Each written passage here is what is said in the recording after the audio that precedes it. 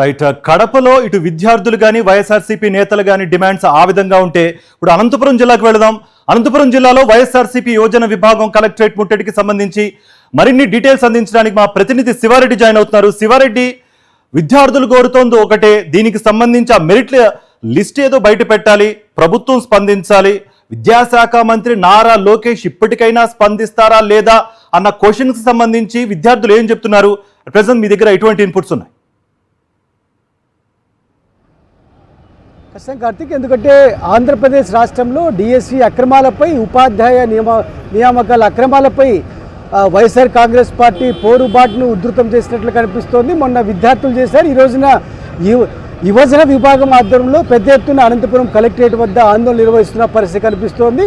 విద్యార్థులు, యువకులు, అదేవిధంగా అభ్యర్థులు కోరుతున్నది ఒకటే, మెరిట్ లిస్టు ప్రకటించడంలో ప్రభుత్వానికి ఏంటి అభ్యంతరం? అక్రమాలు జరిగాయని పదే పదే ఆరోపణలు వస్తున్నప్పటికీ ఎందుకు పారదర్శకంగా వ్యవహరించడం లేదని అనేక ఆరోపణలు వినిపిస్తున్న నేపథ్యంలో చూడొచ్చు, అనంతపురం కలెక్టరేట్ వద్ద పెద్ద ఎత్తున ప్లకార్డులు ధరించి చంద్రబాబు సర్కారుకు వ్యతిరేకంగా నినాదాలు చేస్తూ ఉన్నారు. అదేవిధంగా మంత్రి లోకేష్ రాజీనామా చేయాలని ప్లకార్డులు ధరిస్తున్న పరిస్థితి కనిపిస్తోంది. ఈ మొత్తం వ్యవహారానికి సంబంధించి సిబిఐ విచారణకు వైఎస్ఆర్ కాంగ్రెస్ పార్టీ యువజన విభాగం డిమాండ్ చేస్తున్న పరిస్థితి కనిపిస్తోంది. కొంతమంది ఆందోళనకారులతో మాట్లాడదాం, వారు ఏం డిమాండ్ చేస్తున్నారో వారి మాటల్లో తెలుసుకుందాం. ప్రధానంగా ఈ ధర్నా నుంచి ఏం డిమాండ్ చేస్తున్నారు మీరు? ఏదైతే డిఎస్సిలో అక్రమాలు చేసుకున్నాయో వీటిపైన సిబిఐ విచారణ చేయించాలా, అలాగే విద్యాశాఖ మంత్రిగా ఉన్న నారా లోకేష్ వెంటనే రాజీనామా చేసి ఎవరైతే అనర్హులకి ఇప్పుడు ఈ ఫేక్ సర్టిఫికెట్లతో క్రీడల కింద ఉద్యోగాలు సంపాదించారో వాళ్ళందరినీ వెంటనే తొలగించి అర్హులకి అవకాశం కల్పించాలని వైఎస్ఆర్ కాంగ్రెస్ పార్టీ యువజన విభాగం తరఫున మేము పోరాడుతున్నాం. పెద్ద ఎత్తున ఆరోపణలు వస్తున్నప్పటికీ ఎందుకు ప్రభుత్వం నుంచి స్పందన రావడం లేదు?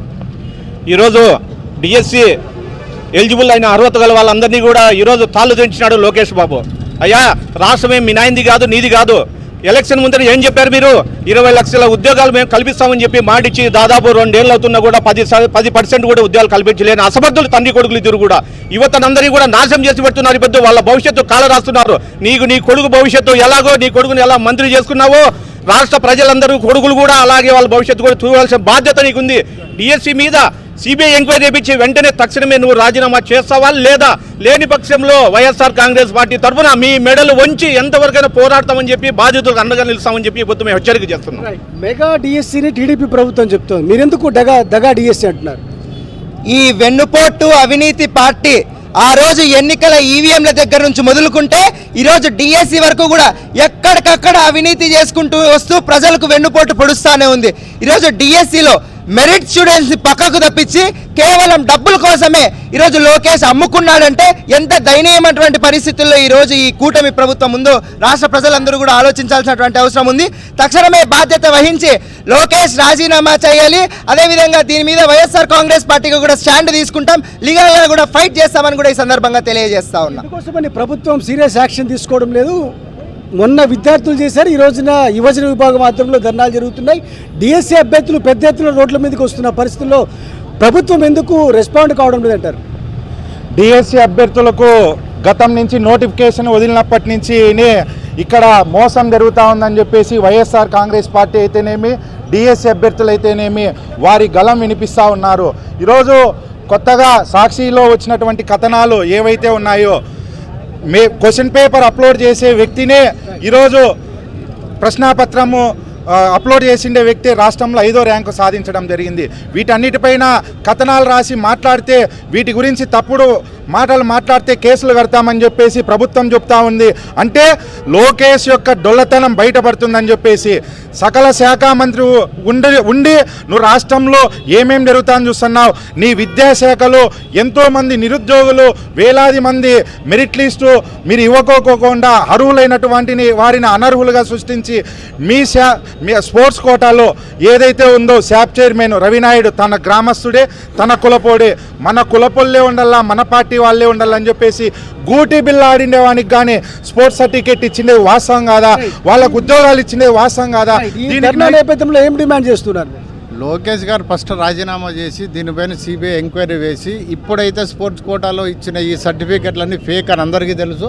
ఆ సర్టిఫికెట్లు క్యాన్సిల్ చేస్తూ యథాతథిగా ఎవరైతే సెలెక్ట్ అయింటారో ఆ లిస్టు బయట పెట్టి వారికి తక్షణమే ఇవ్వాలని కోరుతున్నాం. ఎట్లాంటి విచారణ చేస్తే వాస్తవాలు బయటపడతాయంటారు? ఈరోజు సెంట్రల్ గవర్నమెంట్ ఈరోజు ఇక్కడ ఒక భాగస్వామిగా ఉంది కూటమి ప్రభుత్వంలో. వాళ్ళు కంపల్సరీగా యాక్షన్ తీసుకోవాలి. ఎందుకు మళ్ళీ వాళ్ళు నిమ్మకు నీరెత్తుకోకుండా ఉన్నారు తెల్ల అర్థం కాదు. కష్టపడి టెట్ రాసి కొన్ని సంవత్సరాలు ట్రైనింగ్ చేసుకొని డబ్బులు కట్టుకొని డిఎస్సి ఎగ్జామ్ రాస్తే అర్హులైన వాళ్ళ మెరిట్ లిస్ట్ పెట్టడానికి కూడా ఈ ప్రభుత్వం జంకుతోందంటే ఎంత అవినీతిగా కూలిపోయిందో ఈ ప్రభుత్వం. అందుకే సిబిఐ ఎంక్వైరీ చేయడానికి మీకు ఎందుకు భయం వేస్తుంది? మేము డిమాండ్ చేస్తాం సిబిఐ ఎంక్వైరీ కావాలా, తక్షణమే సిబిఐ ఎంక్వైరీ చేయాలని మేము డిమాండ్ చేస్తున్నాం. మొత్తం మీద అయితే సిబిఐ విచారణ చేయడంతో పాటు విద్యాశాఖ మంత్రి నారా లోకేష్ వెంటనే రాజీనామా చేయాలి.